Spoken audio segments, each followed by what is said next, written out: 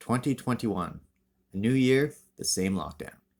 While there is a constant amount of new video games coming out during quarantine, I assume that many of us are in the same scenario of having limited income and a backlog of games in our collection. While I would love to get every video game that I want the day it comes out, it's just not feasible, especially right now. So, being a collector, my backlog of video games is pretty significant, and while I don't own a next gen console, the PS5 or Series X, I do own some games that feel like they could be next gen. Maybe not in load times or ray tracing or anything like that, but in creativity and innovation. I know most people have played Portal by now. The game is over 10 years old, but it is a game that personally passed me by. I did, however, beat Portal 2 a few years back, so I'm not entirely new to the series.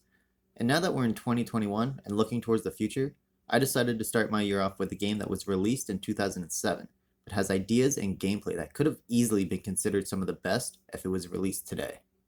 If you liked the video, be sure to click like and don't forget to subscribe, and check out my other videos. And if you've played it, be sure to tell me your initial thoughts about the game, when you played it, and if you think it still stands up in 2021.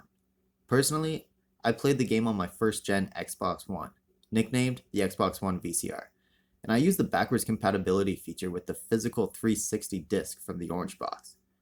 During my playthrough of Portal, I noticed the game has so many positives in such a short amount of time that I was actively looking for negative things to bring up, and I struggled to think of very many.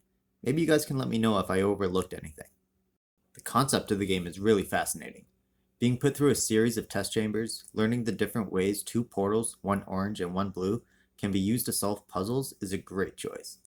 The portals work flawlessly, no glitches or anything, which I assume it must have been a pain to program this game. To be able to essentially go anywhere, or even be in two places at once, with half your body going into one portal and the other half sticking out of the other one. The puzzles range from moving yourself through portals, to moving objects through portals, to traveling at intense speeds, to even stealth to transport yourself directly behind a turret. You can solve a lot of the puzzles in different ways, especially as you get further into the test chambers. The portals allow a simple idea to create innovative ways to accomplishing a goal. With no real upgrades or anything of that nature in the game, and increasingly difficult puzzles, it just shows how versatile the portal gun can be. This is one of my favorite design choices in gaming.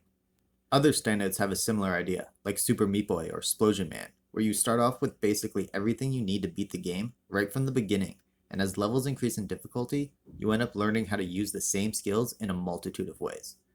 Don't get me wrong, I love RPGs and stat changes and everything, but when a game is this bare bones, it's really refreshing, even if the game is over a decade old. The writing in the game is outstanding. It's captivating, funny, engaging, intelligent, and I could go on, especially considering it's a one-sided affair. It's essentially a monologue, and I'm amazed that it never fell off. Considering the great physics and the actual story concept of the game is also great, I'm really glad that the voice of a robotic character wasn't an afterthought during development. They could have created the game to have a captivating concept and average voice acting and dialogue, but they didn't. GLaDOS as a robotic character goes through highs and lows, happiness and anger, and it's done incredibly well, and the character of GLaDOS really helps keep the pace of the game moving. Another aspect this game does really well is create a sense of urgency. You spend the majority of the game going through these puzzles at your own pace, using trial and error and potentially countless lives. But if you take 4 minutes to pass a test, or an hour, the game has no issue with it. There's no hand holding, but also no pressure to get it right on the first try. However, when the tests are over and you try to make your escape, the shift in level design from structured test rooms to inside the walls of the facility is an excellent choice.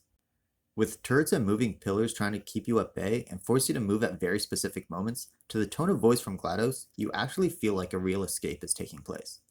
There are some games, which I really enjoyed, that create false urgency. Something like an Uncharted game. You could be dangling from the side of a mountain or train and personally want to climb to safety really fast. But you could just stay there, and you will dangle from the ledge, essentially forever. Those set pieces created the false sense of urgency, but in Portal, the voice from GLaDOS really gets the point across that she wants you to go back to your room or there will be consequences. There doesn't feel like there's any spot where you can just sit and rest, even though there is, but the massive change in tone of the game really forces you to push forward and escape. The game was also fairly short. I did beat it in 2 short sittings. However, I did just start the advanced challenges that were unlocked after the credits. Those challenges really upped the difficulty and will absolutely add a bit of post-game value. I can understand if some people say the length of the game was an issue for them. However, I see it as a positive. Just as you might start thinking you're getting a handle on everything the game can give you, the test portion of the game ends and the escape starts. I also like that the escape didn't last multiple hours. If the escape dragged on and needed multiple sessions of playtime, it would have absolutely lost its urgency. Another aspect some might consider is that the game is part of a collection. When you purchase the orange box, you got multiple games for the one price, and Portal may be the shortest on there, but the disc has a tremendous amount of playtime and value. The one issue I did have was some long load times, which was to be expected, but it was still noticeable. Yes, it's a 360 game, and yes, I'm using the Xbox One VCR, so I knew it was to be expected. So while it didn't bother me, they were definitely noticeable. For people who don't usually play puzzle games, the game might be a bit difficult. I did spend a couple of minutes just shooting portals at random walls, trying to figure out where to go next. But for the most part, it was fairly linear and nothing took an extremely long time to solve. Some of the advanced challenge rooms, on the other hand, definitely picked up in terms of difficulty. Once I finished the game, I realized why this game was talked about so much in the 360 era. It's a great game. Still, in 2021, it's a great game. This style of innovation with the portals is the type of innovation I'm hoping to see from a game like Ratchet and Clank Rift Apart for the PS5. It's the type of creativity that can define a generation. Yes, the game was short, but it didn't overstay its welcome and it changed gears exactly when it needed to. Yes, the game can be tricky to figure out, but without any handholding from the game, when you pass a test, you truly feel like you figured it out on your own. Yes, the game is simple in its design, but it allows what it does well to really shine and be the focus of the game. Honestly, I absolutely love the game. It's the type of game that makes me want to go out and play the sequel right away.